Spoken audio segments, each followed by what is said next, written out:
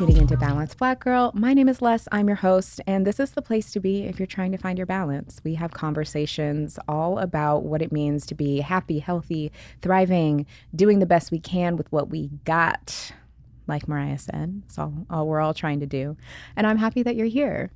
So I will be honest with you. This week, I had an entirely different episode planned. I had it all mapped out. I had my script. I practiced. I rehearsed. And it just wasn't vibing. The message wasn't hitting. I didn't feel like it was necessarily what people needed to hear. And I didn't feel like it was something that I could particularly deliver. And I had a little bit of a panic moment because we're kind of a professional operation now. Like, I'm in a studio. I have network now. This is not me recording in my closet like I used to when I first started, where I can just kind of be willy-nilly. I need to have a little bit of intention. And I was like, okay, the topic is going to come. And the topic that came to mind for me as I came in to sit down and record today was stop settling.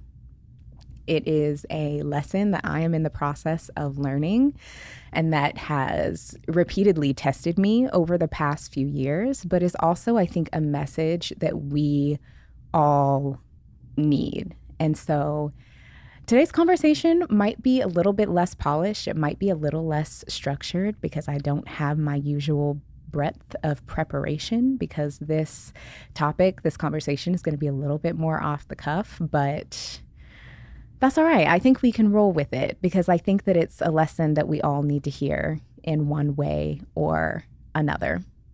So my experiences with settling, I've done it so much. And I think that we all have in different contexts, whether that's in relationships, whether that's in career. I think a lot of us are pre-programmed to settle, and we start earlier in our lives settling because we don't know any differently. When we accept what is immediately around us or what is immediately given to us, or we only mimic what we see without having any intentionality of, is this what I want? Is this what I am fulfilled by? Is this what my desire is? It can be very easy to settle. Now, on the other hand, I don't necessarily think that the idea of settling or not settling has to be something grand. It doesn't mean that you have to move across the world and make millions of dollars and date whoever famous person to not be settling either. I think settling is a feeling, and it's not something that can be defined by a certain set of markers from other people.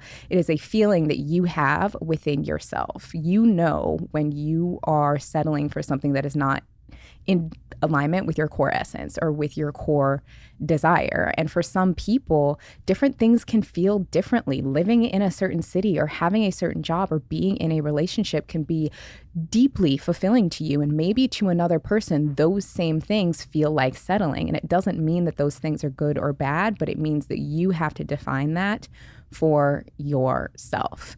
But I think for a lot of us, when it comes to settling, we do it because we don't know any differently. And we ignore the discomfort that we have when we do settle for so long until it gets to the point where we can't ignore it anymore. And that's kind of what I want to explore with you today, because I've been there many times. I almost feel myself in that place right now. And anytime I get that feeling or I get that tug or that pull or that ping, that's when I know, okay, it's time to shift a little bit. It's time for me to lean into this, and it's time for me to listen to what is not feeling good about this current situation. And I'll also be honest, part of this was inspired by some of the dust settling after some of the conversations had, thanks to our good brother, Tyler Perry, and the viral clip that was going around a little bit ago about our relationships and who we choose to partner with and what our options are for partnership, where essentially the premise of that clip was, if what somebody has to give you is less than your desire, that's okay. Take them in anyway. And for some people, maybe that is okay. And for other people, maybe that's not okay. And I want to explore that a little bit because I think we get so up in arms about these clips and about these things that people say when I think the whole point of them saying it is to get us upset. It is to go viral. And then we react. And then we do these think pieces. And then we get all up in arms about who's telling us to settle and who doesn't and what's this and what's that. But I think at the end of the day, actions speak louder than think pieces. So if you are in a place of not settling, what Tyler Perry or anybody else has to say doesn't matter, because you know that you're not settling for that anyways. So if there's any takeaway that I want you to have, it's that actions speak louder than think pieces. What actions are you putting forward that show that you are not settling? And someone else's desire for you to settle has literally no power over your actions and what you decide to do. Now, something else that I think is really important when we talk about settling is this idea of worth. Conversations around settling, I think, get us confused about knowing our worth. And I might have kind of an unpopular opinion about knowing our worth. I actually don't like that phrasing around us being worthy or having a certain worth, and maybe some people are more worthy and that's why they have more. Other people are less worthy and that's why they settle for less. I don't know if I buy into this idea of us having a worth, because we're not a commodity. We're not cattle. We are not something that has a certain monetary value or a stock price. We are human beings who are existing. And I actually think that our discernment and our ability to use discernment over what situations we are in, or what we choose to be a part of, or what we choose to stay in, is a lot more important than our worth. And when we talk about people knowing their worth, I actually think that people are knowing their discernment, because we're all worthy. We all inherently, I think, have a neutral worth as human beings, where we have core needs, core desires to be loved. Everybody deserves to be loved. We're not always entitled to the love that we want from who we want to get it from, but I think everybody has a baseline level of worth. And so this idea of other people receiving different things because they're more worthy, I don't think is true. But I do think that when people have good discernment and they listen to it, then they can sometimes end up in situations that are more aligned. So if you feel like you're struggling with knowing your worth, I just invite you to reframe that a little bit, because your worth is there. It exists. It's neutral. It's inherent. It is what it is. But what is it about your intuition or your discernment that you are not listening to that is allowing you to stay in these situations that are not good for you? Take some time to think about that and to reflect on that, because your worth, it's there. It is what it is. It's not changing. So how can you lean into understanding your intuition a little bit more? Now, I want to talk about the different areas of life that we tend to settle in. And I think that there are some main categories. I would say 1, career; 2, environment; 3, friendships; 4, romantic relationships. I would say those are probably the 4 main categories that we settle in most often. But the thing about settling is, if you're settling in one area, it's going to bleed out into everything else. You're going to be settling in every other area. It is why so many of us, myself included, have experienced that crazy post-breakup glow-up where all of a sudden you go through a breakup and then you magically somehow get an exercise routine, a new job, another degree, and a new house in the span of like 3 weeks after your breakup. We've all done it. And it's because when you're no longer settling, or you're no longer putting that energy into something that's not serving you, you then have so much more to give yourself and to give the other areas of your life. So if you think, oh, this one area is good, I'm not settling there, but like, oh, this other area, I'm kind of stuck, I would actually look at holistically what it is that you're accepting across the board, because chances are, if you are settling when it comes to work, then there's probably some settling in your relationships as well. And it's why we really want to be aware of what we're doing and what we are allowing. So going back to those 4 categories, I think the first I said was career, ways that we're settling in our career. This is one that is especially pertinent because I think this is probably where I'm at, like the category where I am settling the most. And I've had a lot of conversations about this today where I've gotten some good advice, and I've gotten kind of a magnifying glass pointing out the ways in which I'm settling some in my professional life. But that can be staying in roles that we know we're overqualified for, staying in places where we're not being compensated fairly, and we know that compensation is not coming, being passed over for promotions and continuing to stay in roles where we know that that company or that organization is not investing in us or investing in our growth, when we're taking on the work of other people in the workplace, even though it's not on us and we're not being compensated to do so. These are all examples of ways that we settle in the workplace. And I think sometimes it's tempting to settle in the workplace because we can get comfortable. We can be used to maybe a certain benefit, or even if it's chaotic, if it's chaos that we're familiar with, then sometimes that can feel more comfortable than chaos that we're unfamiliar with, or we don't want to rock the boat. We don't want to be perceived as greedy or asking for too much. And we already know that for us, we tend to be perceived all different kinds of ways. But in what ways is playing small in your career, or accepting work that's not yours, or being taken advantage of, or overworked or underpaid, how is that impacting the rest of your life? Because I would be willing to bet that it's impacting the rest of your life a whole lot. If all of your energy is going into work that is draining you, what do you have left for anything else? If you're not being fairly compensated for the work that you do, how are you able to take care of yourself and take care of what's around you? It's something that spills out into everything else. And so I'm in this season where I'm learning how to level up in my career and not settle, and being really unapologetic about thinking big and being big and stepping into what I want. And I invite you to do the same if you feel yourself settling when it comes to career. Now, the other area that we tend to settle in is friendships. And this can be for a lot of reasons. One, I think we can get very used to toxic friendships, or very used to one-sided friendships that are not reciprocal and no longer serving us. And I think we do this because maybe we've known people for a long time. It's been a long-standing friendship, or we've been through a lot in the past, or we've known them since we were young, and we feel like we need to stay friends or be friends in a certain way. But if your friendships are not ultimately helping you grow, and it's not a reciprocal thing, you're not all helping one another grow, how else is that impacting your life? I think we've all heard the expression, you are the sum of the 5 people you spend the most time around. Are you spending time around people who are helping you grow, who are helping you be to where you want to be? Are you helping the people in your circle grow? Are you sharing resources? Are you working with one another? Are you lifting one another up? If not, then you may be settling for friendships that are not ultimately serving you. And that doesn't necessarily mean that for some of these friendships that you have to just kick people to the curb, but it could mean that you approach this friendship in a different way. Maybe you don't do everything with this person.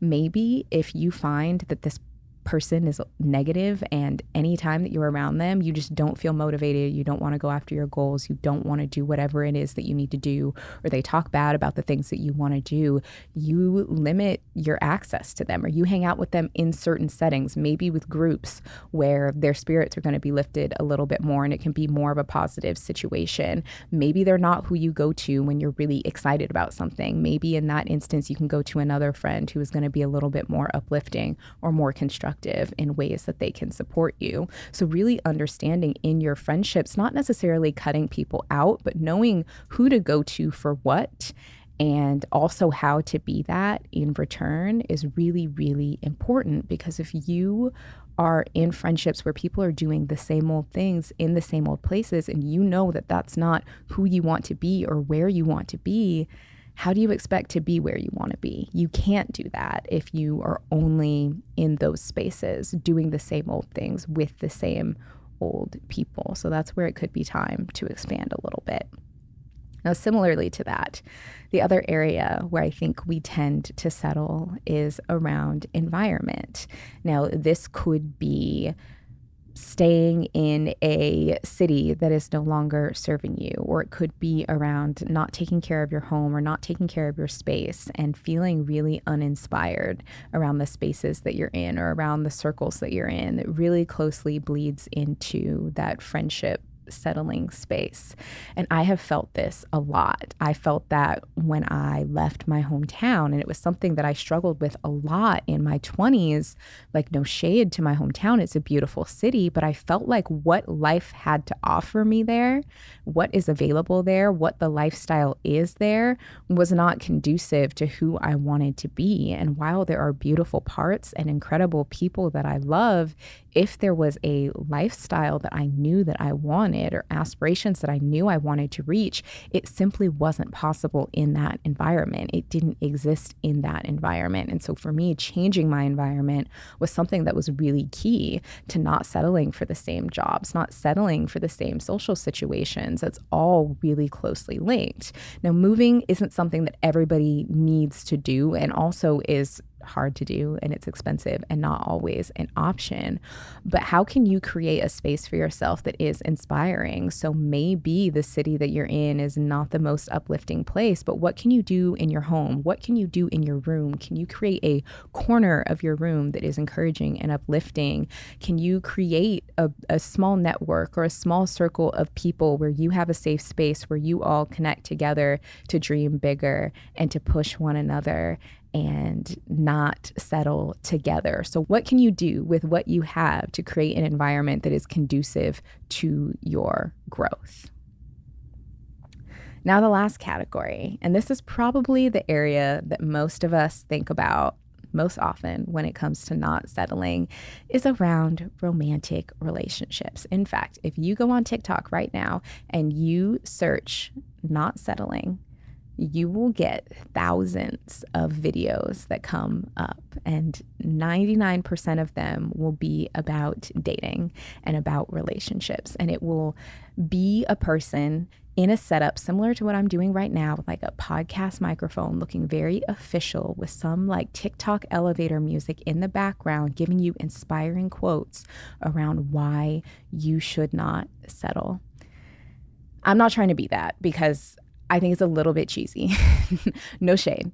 And if you want to go look up some of those cheesy quotes online about not settling, you can do that. However, when it comes to not settling in our relationships, especially as women, it is actually critical to our well-being that we don't do that. And I'm not going to tell you what that is for you if someone makes a certain amount of money, or if someone has these certain qualifications or qualities. Again, settling is a feeling. So what is it that you want out of the people who you are most intimate with and spend the most time around? I don't think that it is a certain set of criteria. I think that it is unique to you. But what is really important when it comes to not settling in relationships is not listening to external noise. So it's not about what your friends think you should do in your relationships. It's not about what your parents think that you should look for in a partner. It's not about what Tyler Perry says you should do when you're looking for a mate. What is it that you want? What feels good and fulfilling and supportive to you? What is net positive in your life? What is expansive? What is a partnership or a relationship that feels life-giving to you? For me, I think it looks like somebody who is super secure in their success and in what they do. Like, I'm not going to get into the semantics of finances and what that looks like, but as somebody with a public-facing platform that does really well, I can't date somebody who is insecure and doesn't have as much going on and is resentful of women who are successful and in their power. That is literally a safety issue, right? For me as a woman, for a lot of us. So that's something that I think about. What is life-giving? What is expanding? So if I feel like I need to shrink myself or shrink my desires or cower in the corner just so that someone else feels big, that to me feels like settling. Going along with that theme that settling is a feeling.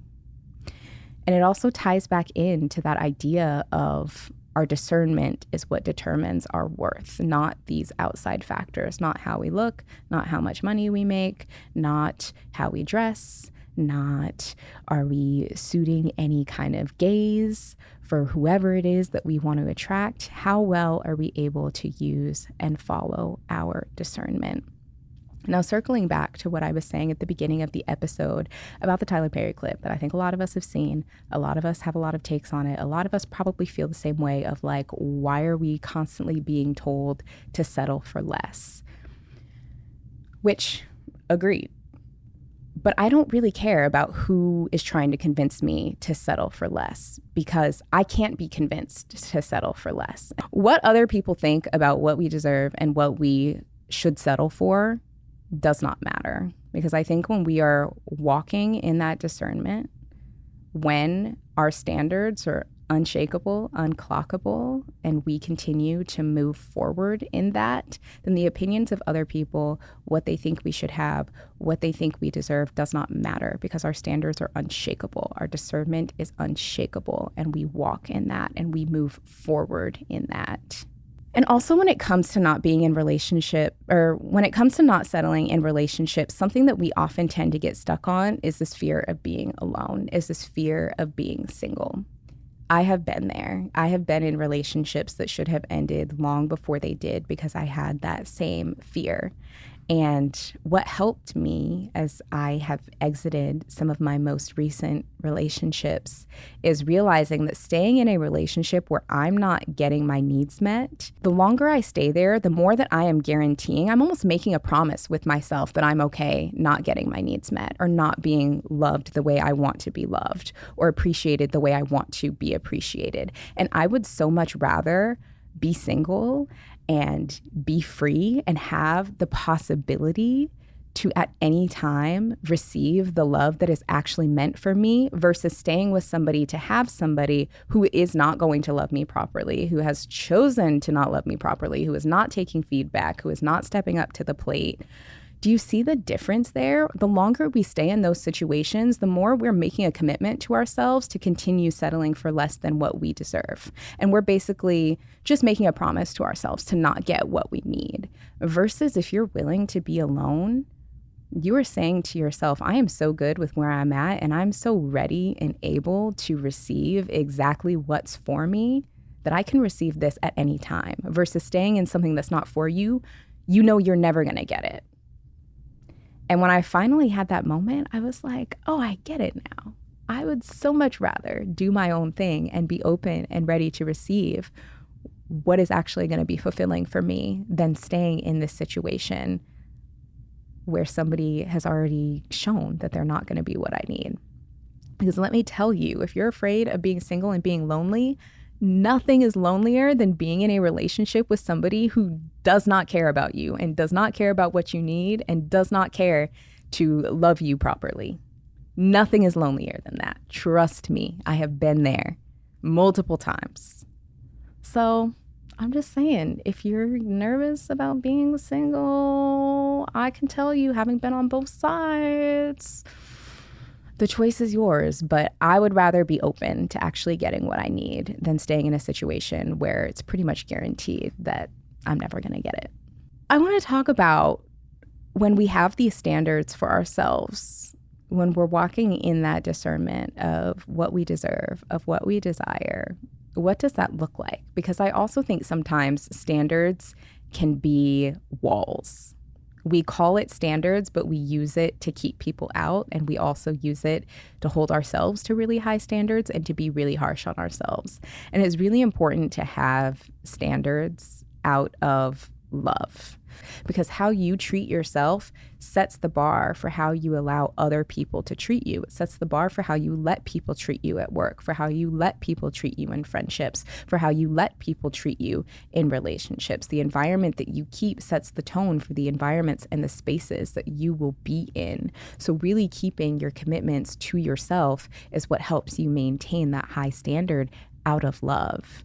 Now, also when it comes to our standards, it's really important to look at our desires. What is it that we actually desire out of these different spaces? What is it that we desire out of work? Do we look for certain skills? Are we looking to make a certain amount of money? Are we looking to get in certain rooms? Are we looking to have certain experiences? And is that desire coming from within us, or is it coming from what someone else wants for us? when we are looking at our friendships. What is it that we want out of friendship? Are we being friends with somebody out of proximity to what they have, or out of optics, or out of obligation? Or are we exploring this friendship because it's nourishing and because there is a connection and because we want to grow alongside these people? When it comes to romantic relationships, are we in these relationships because we're like, ooh, I guess I'm this age and it's time to get going. It's time for me to do this. This person is just here. Well, they express interest in me, so I'm just going to go with it. Or is it because there is an actual desire that we have in our heart for companionship? We know what it is that we need to feel loved, and this person is actually meeting those needs. So where is that desire coming from? When your desire and when your standards are coming from within yourself, it is so important. And that's also when your standards are unclockable, because the thing about having high standards is other people will try to talk you down from your standards all the time. And again, I know we've been using Tyler Perry as the punching bag for this, but let me tell you, some of the people who will be the quickest to talk you down from your standards will be your friends, will be your family, will be people who are close to you, who are maybe okay with having less, or having things that look a little bit different, or accepting things in relationships that you wouldn't accept. And so when your standards are higher, or you're willing to do a little bit more, or you're willing to set a boundary, they're going to be like, oh, wait a minute, you're holding up a mirror to what I'm not doing. You're holding up a mirror to what I'm willing to accept, and I don't like this. So I'm going to try to bring you down to where I'm at. And that's, again, where you have to use your discernment for yourself to follow what the desire within you is, not what this external desire that this other person has. Because what they have is going to make them comfortable. They want you to stay where they're at. But what is it that you want? That should be your guiding light. I think the number one thing that you can do when it comes to not settling is to call your energy back. Call your energy back from people who want what's different from you than what you want for yourself. Call your energy back from any person, place, or thing that wants to drain you or wants you to settle for less.